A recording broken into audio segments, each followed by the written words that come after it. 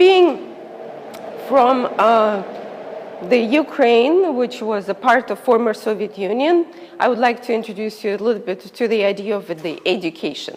So the education back then and there is totally different than in the United States. Maybe you had something like this in the 30s or 40s, but then there was the appearance of the abstract expressionism. I believe all the schools are stopped teaching very basic, very, you know, like things like perspective and drawing plasters and cubes and cylinders, which are actually a great vehicle for creating something that you don't have to reinvent later in your life. So I went through this different school, very, very strict school, where if I would do what I'm doing right now, so these are my sculptures. So there is one sculpture with the figure which is covered, she's listening inside the shell, and there's this teapot, which is called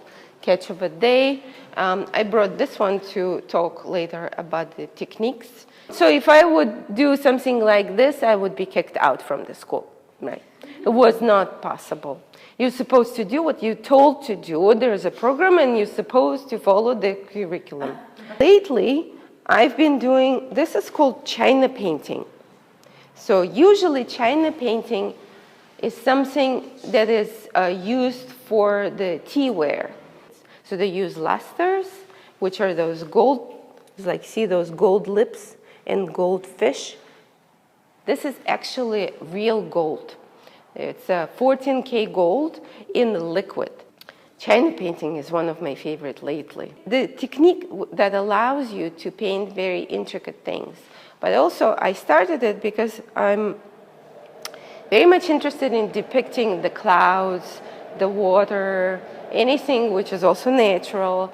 And with underglazes, it's a little bit harder because they do not move, and they dry really fast. It's like painting with tempera paints or acrylics, which are drying really fast, right? With China painting, since it's oil-based, you could revisit and make beautiful things. And they also, they work in layers. You could refire several times and add more value. It means more shadows. So the China painting technique, it's when you are actually using, so after my first firing, my second, or this has probably in the kiln 5 times, because it was first firing, which is called bisque, then the glaze firing, stain firing, and it was white. So the brown color and some of these a little bit ochreish and golden stuff is fired to a much lower temperature.